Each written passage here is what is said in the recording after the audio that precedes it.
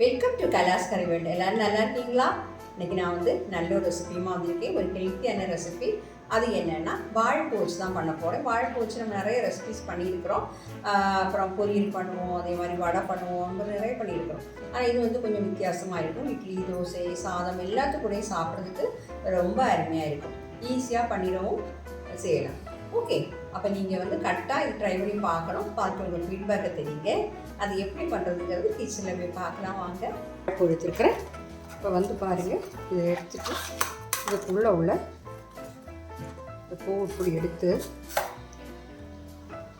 இதை க்ளீன் பண்ண தெரிஞ்சிருக்கோம் நிறைய பேருக்கு. ஆனாலும் தெரியாதவங்களுக்காக காட்டுறேன். இதில் இப்படி நீளமாக ஒரு காம்பு மாதிரி இருக்கும், இந்த மாதிரி இருக்கும். இதையும் எடுத்துடணும். அதே மாதிரி இந்த மாதிரி இப்படி பார்த்துருக்கோம், இதையும் எடுத்துடணும். புரிஞ்சுதா? இந்த மாதிரி க்ளீன் பண்ணணும். எல்லாத்தையுமே இந்த மாதிரி நாம் மாற்றிடலாம். சரி, அவங்க இதெல்லாம் எடுக்க மாட்டேங்கிறாங்க. அது எல்லாமே சேர்த்து போட்டு பண்ணுறாங்க. ஆனால் நாம் எப்படியும் ஒன்றுலேயே எடுத்து அப்படி பழகி போச்சு. அதனால் எடுத்துகிட்ருக்கோம், அவ்வளோதான். இந்த மாதிரி பாட்டை எடுத்துகிட்டு நம்ம எல்லாத்தையுமே இந்த மாதிரி எடுத்து நான் கட் பண்ணி வச்சுக்கிறேன். பாருங்கள், அந்த வாழைப்பூவெல்லாம் நான் இந்த மாதிரி பீசஸாக கட் பண்ணி தண்ணியில் போட்டு வச்சுருக்கிறேன். இதுக்காக நான் ஒரு 20 சின்ன வெங்காயம், ஒரு 10 பல் பூண்டும் எடுத்து வச்சுருக்கிறேன். இதுக்காக நான் ஒரு பேன் சுடு பண்ண வச்சுருக்கிறேன். கேஸ் ஆன் பண்ணி வச்சாச்சு. இப்போ இதில் நாம் 2 டேபிள் ஸ்பூன் எண்ணெய் சேர்த்துக்கலாம்.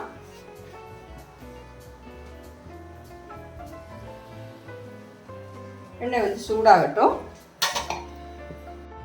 இதில் 2 டேபிள் ஸ்பூன் கடலைப்பருப்பு சேர்த்துடலாம். அதே மாதிரி 2 டேபிள் ஸ்பூன் உளுத்தம்பருப்பு, 2 டேபிள் ஸ்பூன் தான் சேர்க்குறேன். கொஞ்சம் சுரக்கட்டும்.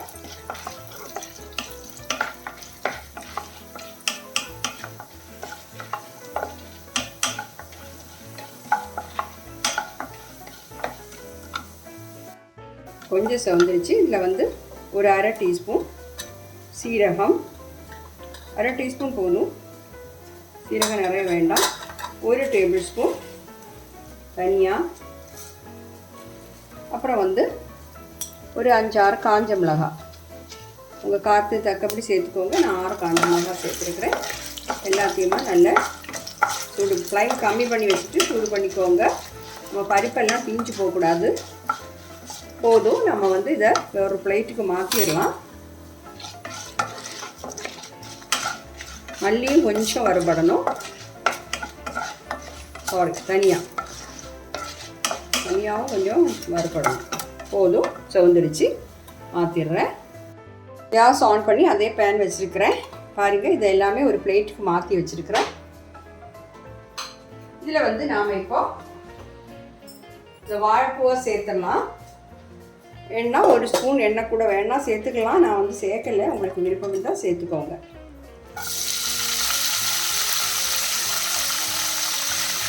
இந்த தண்ணியில் போட்டு வச்சுருந்தோமே, அதைத்தான் நம்ம இதில் சேர்க்குறோம்.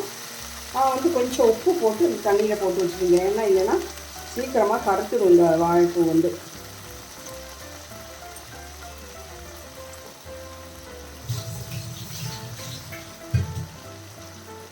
இது பாதி வதங்கட்டும். வதங்கினதுக்கப்புறம் நாம் வெங்காயம் எல்லாம் சேர்த்துடலாம். மீடியம் ஃப்ளேமில் வச்சுக்கோங்க. பாருங்கள், நம்ம வாழைப்பூ பாதிக்கு மேல் வதங்கிடுச்சு. கலரெல்லாம் மாறிடுச்சு. அதோட நம்ம எடுத்து வச்சுக்கக்கூடிய சின்ன வெங்காயத்தை சேர்த்துடலாம். அப்புறம் பூண்டையும் சேர்த்துடலாம். சேர்த்துட்டு நல்லா வதக்கி விட்டுருவோம். ஃப்ளைம் மீடியத்தில் வச்சுக்கலாம். ரொம்ப கம்மி பண்ணி வைக்க தேவையில்லை. இப்போ வெங்காயம் அந்த பூண்டும் இதோட நல்லா வதங்கிடும். இப்போ பாருங்கள், நம்ம சின்ன வெங்காயம் நல்லா வதங்கிடுச்சு. பூண்டு எல்லாமே வதங்கிடுச்சு. இதில் ஒரு சின்ன நெல்லிக்காய் சைஸில் புளியை போட்டுடலாம்.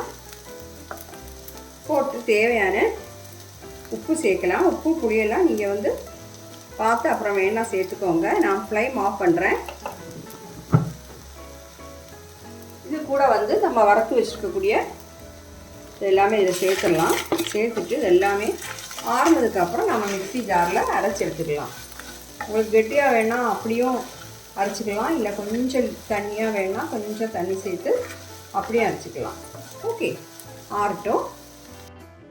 பாருங்கள், மிக்ஸி ஜாரில் 2 சுற்று சுற்றிட்டு கொஞ்சமாக ஒரு 2 ஸ்பூன் தண்ணி வேணால் சேர்த்து நம்ம அரைச்சிடலாம். உப்பு புளி எல்லாம் டேஸ்ட்டு பார்த்துக்கோங்க. பாருங்கள், நான் இந்த மாதிரி அரைச்சி எடுத்துட்டேன். உங்களுக்கு கெட்டியாக வேணால் இப்படி வைக்கலாம், இல்லைன்னா கொஞ்சம் தண்ணி சேர்த்து இன்னும் கொஞ்சம் லூஸ் ஆக்கிக்கலாம். பாருங்கள், நம்ம வாழைப்பூ துவையல் சூப்பராக கிடச்சிருக்கு. இது வந்து உங்களுக்கு தாளித்து கொட்டுறோன்னா நான் சொன்ன மாதிரி விருப்பம் இருந்தால் தாளித்தா போதும். ஓகே, இது வந்து சாத்து கூட சூடு சாத்து கூட பிணைஞ்சி சாப்பிட்றதுக்கு சூப்பராக இருக்கும். இந்த ஒரு துவையல் மட்டும் வச்சே நம்ம சாதம் சாப்பிட்றலாம். தோசை, இட்லிக்கு எல்லாத்துக்குமே ரொம்ப நல்லா இருக்கும். ரொம்ப ஆரோக்கியமானதும் கூட. இந்த வாழைப்பூ, சின்ன வெங்காயம், பூண்டு எல்லாமே நம்ம நல்லதாக சேர்த்துருக்கோம். அது எல்லாமே நம்ம உடம்புக்கு ரொம்ப நல்லது. கட்டாயம் நீங்கள் ட்ரை பண்ணி பாருங்கள். பார்த்து உங்கள் ஃபீட்பேக்கை தெரியுங்க. Okay, thank you.